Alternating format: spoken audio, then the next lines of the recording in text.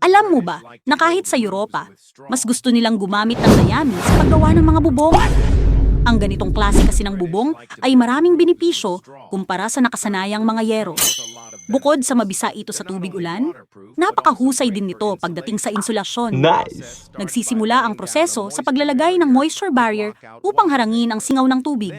Pagkatapos, ang mga bungkos ng dayami ay inilalagay mula ibaba pa itaas.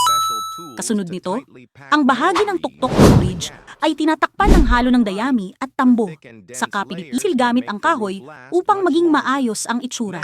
Ang mga gilid ay ginugupit para magpantay.